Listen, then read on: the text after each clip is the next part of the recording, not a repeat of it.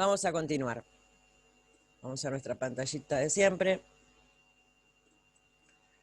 Bueno, habíamos dicho que íbamos a continuar un poquito con qué eran estos órganos, vaso, timo, adenoides, amígdalas. Básicamente así como los ganglios son agrupaciones de células linfáticas, sobre todo de linfocitos T, los ganglios, estos eh, órganos, precisamente no son otra cosa que lo mismo, pero no en forma nodular, no en forma redondita. También se inflaman, sobre todo las amígdalas, las adenoides, la típica, ay, sí, las amígdalas acá. Ustedes piensen que la boca es uno de los contactos con el exterior más grande y obviamente siempre está lleno, o sea, todo lo que nos llevamos a la boca siempre está lleno de gérmenes, todo, todo. Obviamente cuando ingresa a ingresan las cosas a nuestro organismo, tiene que haber algo que, ojo, que vaya frenando un poquito. Con respecto al timo, recuerden, acá está el dibujito del timo. El timo, recuerden que lo que hacía era madurar esas células T que salían de la médula en forma inmadura, pasan por el timo, maduran y después se quedan alojadas en los ganglios linfáticos hasta el momento que lo necesitemos.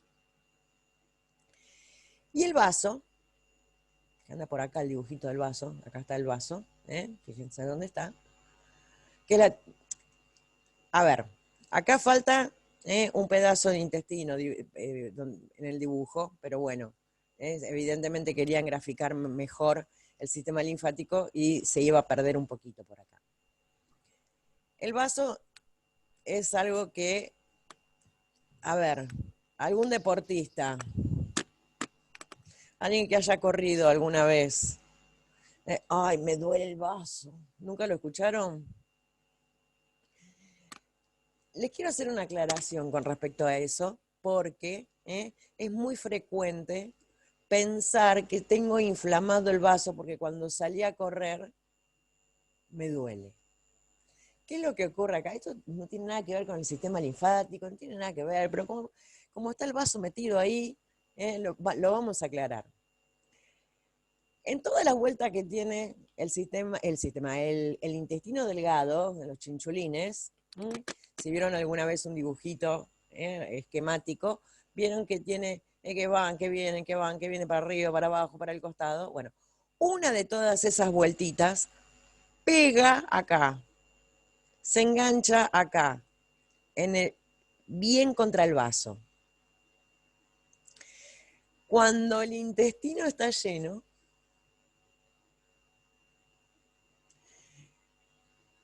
y salimos a correr, golpea contra el vaso. Así que no se preocupen, no es una cuestión de falta de oxígeno o que tengo inflamado el vaso. La típica es pararse y respirar hondo. Me falta aire, me duele el vaso. No. Si bien la inspiración profunda disminuye el dolor, porque ¿qué es lo que ocurre? En la inspiración profunda, el diafragma, que es el músculo respiratorio por excelencia, desciende. Y como desciende, comprime todo lo que está acá adentro. Y si el intestino lo comprimo, se va lo que estaba ahí adentro, se corre. Pero no se preocupen que si les duele el vaso cuando están corriendo, no es ni falta de oxígeno, ni que tengo inflamado el vaso. Bien, haciendo esa salvedad, que no tiene nada que ver con el sistema inmunológico, pueden ir al baño antes de salir a correr, eso está bueno. Disminuye el dolor, la molestia. Vamos a ver qué es lo que dice acá. Dice, El vaso tiene la función de filtrar la sangre y limpiarla de formas celulares alteradas, y junto con el timo y la médula ósea cumplen la función de madurar a los linfocitos, que son un tipo de leucocitos. Bien, el vaso en realidad es un gran filtro, pero me filtra la sangre y me saca todas aquellas células sanguíneas, y acá sí hablamos de sanguíneas porque hablamos también de los eritrocitos, glóbulos rojos, que están viejos. Los glóbulos rojos tienen una vida, no sirve la vida de los glóbulos rojos para el Candy Crush, aviso. Obviamente tienen una vida. Nacen, hacen su función, cumplen su función, se empiezan a alterar y se mueren.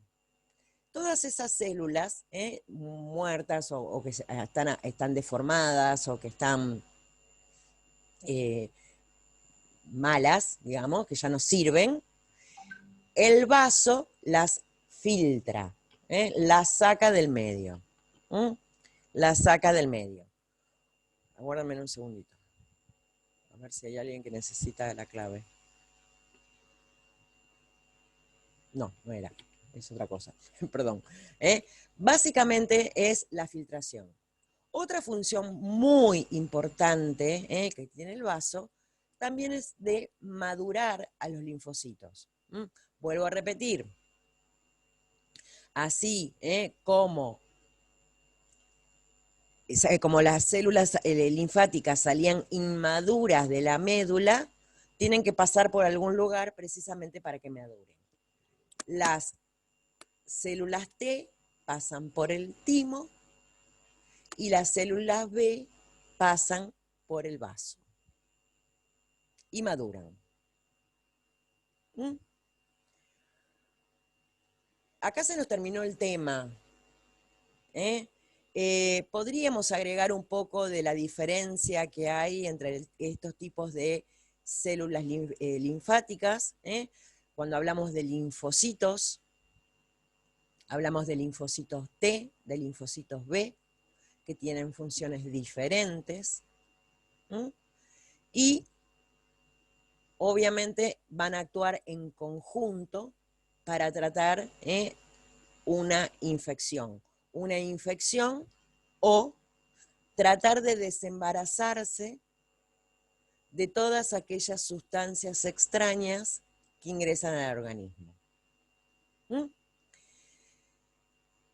Dentro de o sea, cuando nosotros, o sea, como les decía, nosotros estamos permanentemente expuestos a gérmenes de todo tipo. ¿Y por qué no nos enfermamos? Bien, o sea, el sistema inmunológico, digamos, la parte como actúa, tenemos lo que se denomina las defensas inespecíficas, que son inespecíficas porque no es algo que es específico para algo en particular. La primera barrera inespecífica que tenemos es la piel y la mucosa. ¿Cómo, Marcel? La piel. Claro, la piel y la mucosa. La piel y la mucosa vienen a ser como las rejas que tenemos en las ventanas para que no entren los malhechores. ¿Qué es lo que ocurre? Muchas veces se daña. La piel se daña, se lastima. Entonces, ahí es un punto donde pueden ingresar gérmenes. Con respecto a la diferencia que hay entre la mucosa y la piel es mucho más gruesa, mucho más fuerte, y la mucosa es más finita, que es toda esa parte rosadita, pero a diferencia de la piel, siempre está bañada por secreciones. En el caso de la boca, obviamente la saliva, en los ojos, las lágrimas, o sea, y no es únicamente cuando lloramos, porque el ojo está humectado en forma permanente. En el tejido, en la zona genital, por las secreciones genitales, en la nariz, por los mocos, y a las cilias, los pelitos, en las orejas también, hay pelitos, está el cerumen, ¿Mm? Son todas cosas que impiden o tratan por lo menos de impedir que ingresen los gérmenes. Y son inespecíficos porque precisamente van a tratar de impedir que ingrese cualquier tipo de cosa. ¿Mm? Van a tratar, a veces ocurre. Y que precisamente el problema, ahora que también está tan en boga esto de la carga viral, todo va a depender de la cantidad de gérmenes. ¿Mm? Obviamente no es lo mismo defenderse de un solo atacante que de 1.000.000 de atacantes. Ahí estamos prácticamente indefensos. ¿Mm? Y esto, o sea, traje a colación esto de la carga viral por el tema del coronavirus, que se habla que la carga viral, que esto, que lo otro, que piripipí, que piripipí. Obviamente, cuando una persona está cursando el periodo agudo de cualquier enfermedad, la cantidad de gérmenes que va a tener va a ser muchísimo más grande que cuando está en el periodo de incubación o en el periodo de recuperación. Y si hacemos una escala, si hacemos una escala de la cantidad de gérmenes que tiene una persona en estas distintas etapas, incubación, periodo agudo o periodo de recuperación, vamos a ver que en el periodo de agudo es donde mayor cantidad de gérmenes va a haber, o va a tener y puede transmitir. Obviamente, como esa persona ya está con síntomas, pero no solamente del coronavirus, sino de cualquier enfermedad infecciosa, va a tomar recaudos para no tratar de contagiar al otro. El segundo periodo, digamos, en cantidad, en esta escala que estábamos haciendo, de cantidad de gérmenes que andan circulando, es en el periodo de incubación.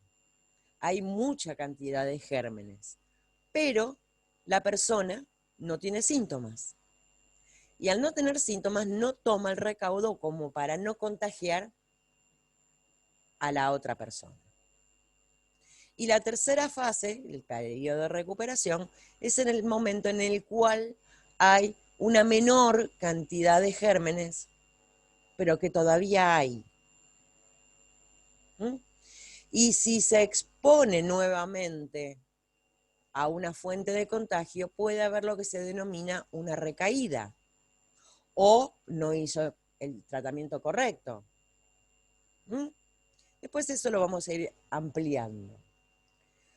Así es como funcionan un poquitito lo que son las defensas inespecíficas, tratando de poner una barrera, tratando de contenerlo. Pero vamos a suponer que el germen sobrepasó esa barrera, entró a nuestro organismo y ahí se va a poner en contacto con el sistema inmunológico que también va a tener una parte que también se denomina inespecífica porque actúa de la misma manera, para cualquiera sea el germen. En este caso, la primer célula que lo va a detectar, son los monocitos. Los monocitos son células que están dando vuelta por todo nuestro sistema linfático, por todo nuestro sistema cardiovascular, dan vueltas, están vigilando. Cuando detectan que al antígeno, o sea, esa sustancia que es capaz de hacer que el sistema inmunológico se active, estos monocitos se transforman en macrófagos. ¿Mm?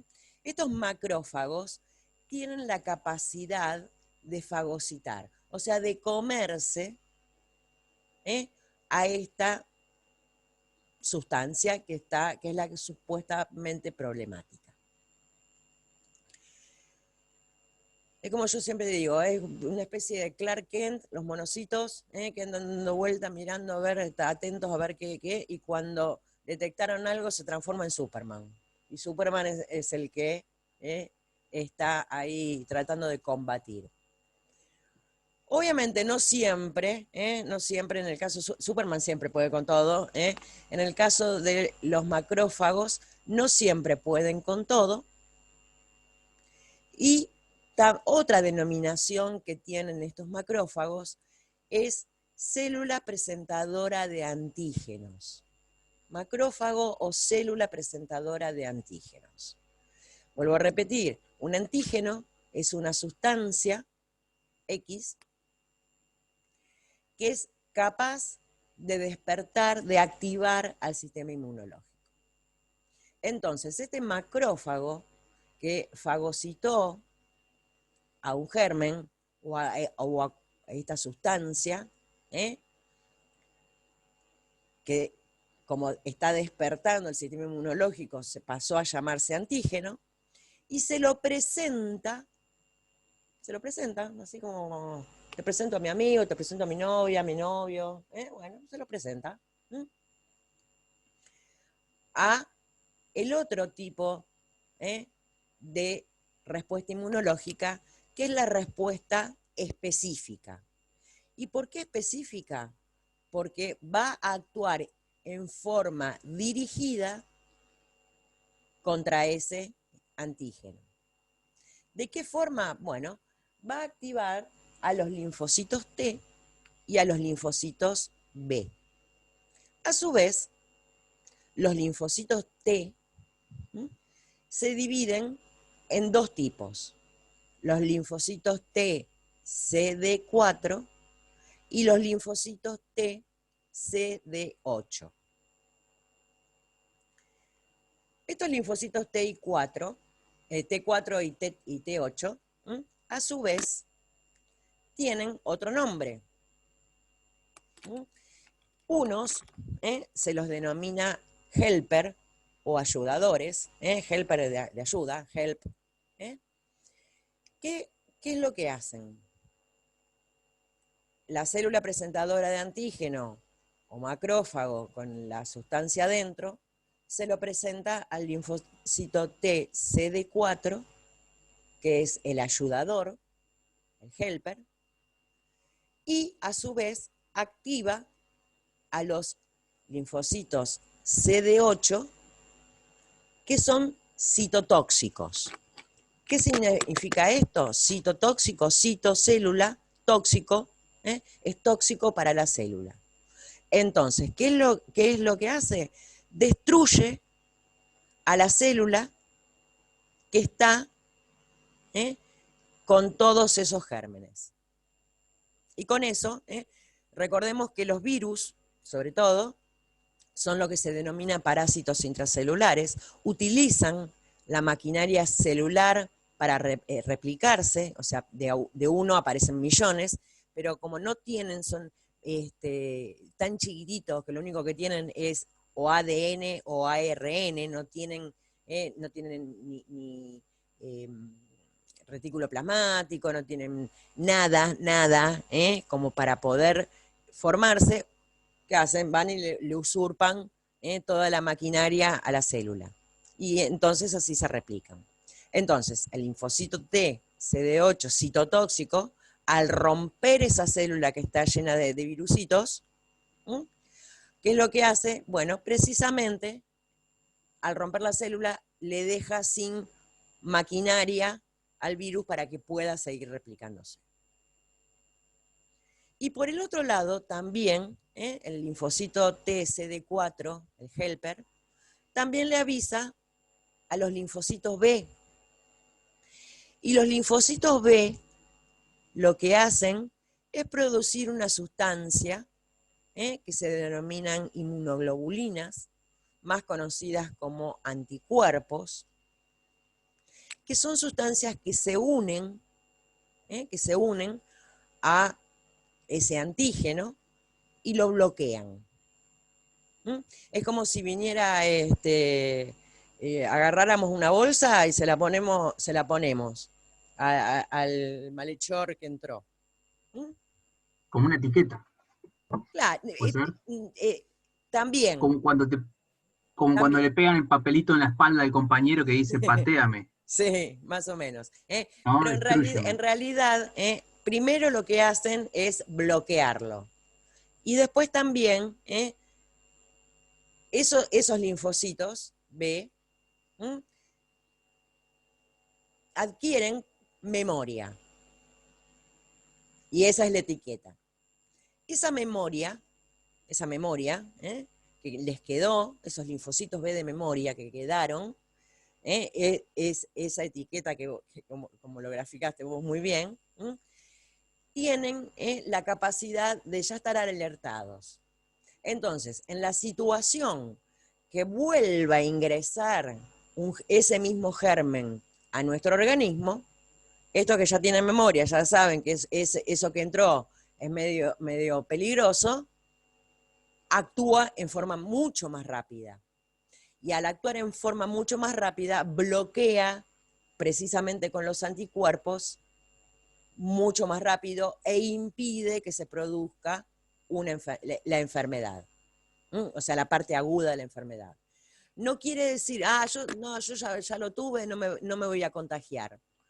Lo más probable es que sí me contagie, pero que no desarrolle la enfermedad porque el sistema inmunológico actuó de manera muy rápida y lo bloqueó, impidió que ese virus se replique o que esa bacteria haga lo que hizo. Que es un poco el mecanismo por el cual actúan las vacunas. ¿Mm? Las vacunas no son otra cosa que eso.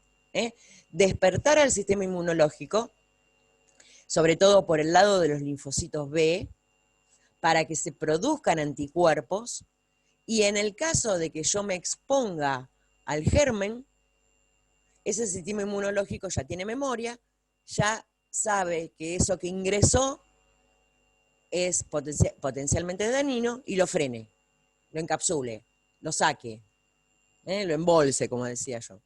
¿Mm? Ese más o menos es el funcionamiento de las células sanguíneas, perdón, las células linfáticas. Con respecto, por ejemplo, al HIV, que es una enfermedad que afecta a el sistema inmunológico, que produce inmunodepresión, tiene una especificidad, van directo a los linfocitos TCD4. Me los lastima, me los rompe, me los saca, me los desarma. Entonces es como que se corta la cadena de información. Si yo no tengo o sea, viene el monocito actúa, el macrófago actúa, pero ya la primera etapa, donde el linfocito TCD4, que es el helper, el ayudador, el que le va a dar la orden al CD8 para que destruya la célula y al B para que produzca los anticuerpos, se frenó ahí. Entonces no va a haber una respuesta inmunológica adecuada, porque se cortó ahí. ¿Mm? Bien, vamos acá al chat que veo que está Profe, titilando. Sí, una cosita. ¿Los NK son esos CD8 citotóxicos o no? Natural Los Killer, Natural sí. Killers, Sí, son los mismos. ¿sí? Sí, Ah, está bien. Sin quilombo, linfocitos. sí. Eh, Esa iba a ser mi pregunta. te hago una A ver, consulta más. acá. Porque esto en el aire ya es difícil. Mm. Yo nunca lo vi bien esto en farmacia. ¿Hay algún esquema en el apunte sobre esto? Yo estoy Eh, buscando y no hay nada simple. no, siempre no hay nada. Después voy a tratar de armarles algún esquema y se los paso. De la manera más Ok. didáctica que se me ocurra. Eh, sí, María, es cuando empieza a doler el costado. Volvemos allá porque había quedado oculto el chat cuando estaba compartiendo la pantalla. Sí, cuando duele el costado, lo del vaso. María, profe, las vacunas no tienen antígenos. No, los crean, en realidad. Perdón, antígenos. Ay, no, Dios mío, ¿qué estoy diciendo? Sí, tienen antígenos. Tienen antígenos que son precisamente los que van a despertar el sistema inmunológico para la producción de anticuerpos. Bien, ¿alguna otra duda con respecto al funcionamiento de cómo es todo esto?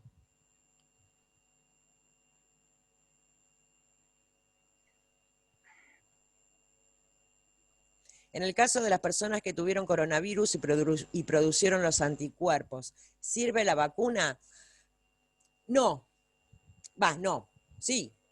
Porque ahora también se está hablando de una reinfección por coronavirus. Ya se nos está terminando el tiempo. La realidad es que si la persona, o sea, en teoría, porque esto es algo tan nuevo que todavía no se sabe, obviamente tiene formados los anticuerpos. Se recuperó, tiene formados los anticuerpos. Al tener formados los anticuerpos,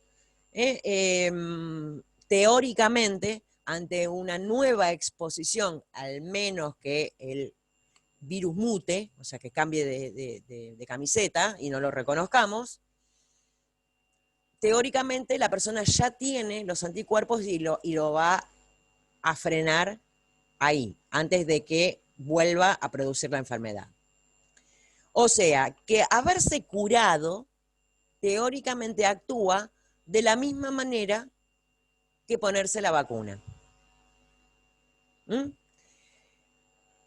Por eso, vieron que se estaba hablando mucho de el tratamiento con plasma, de las personas recuperadas.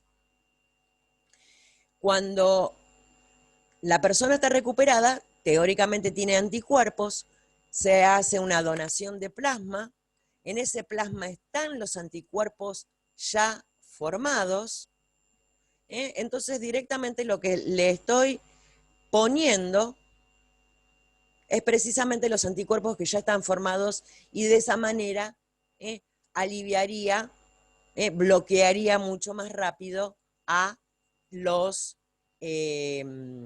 virus que andan dando vuelta por ahí. Pero obviamente esto, si hace una persona cursa la enfermedad y se recupera, no hay problema. El problema ocurre en las personas que tienen factores de riesgo que pueden hacer descalibrar a la enfermedad y terminar produciendo la muerte. Por eso se trata, obviamente, tengo coronavirus, pero no tengo síntomas, no tengo nada, piripipí, y el plasma hiperinmune y en medio como al cohete, porque yo ya lo voy a fabricar.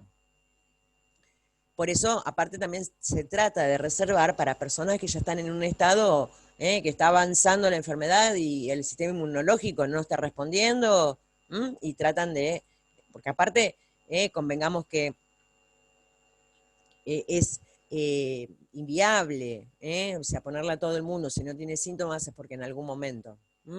Te vengo a echar, me dice Karen. Ya me voy, Karen, mala. Bueno, igual nos quedan 7 minutos. Les hago una última aclaración y después les paso por el grupo el esquema de todo lo que es sistema inmunológico con células inmunológicas incluido. Les hago una última aclaración y es con respecto a lo que les había dicho en la reunión anterior, la diferencia que hay entre lo que se denomina una adenomegalia benigna de una maligna. Adenomegalia no es otra cosa que el agrandamiento de los ganglios linfáticos. Seguramente alguna vez habrán escuchado hablar de precisamente tienen los ganglios tomados, porque ya empezaron las metástasis, empezaron a desparramarse. Para distinguir básicamente una adenomegalia benigna, o sea que no es cáncer, por lo general los ganglios están grandes y dolorosos, y rojo, uno toca y duele, molesta, y de consistencia blanda. Yo los toco, si la puedo tocar por el dolor, que están blanditos. En cambio, si es una adenomegalia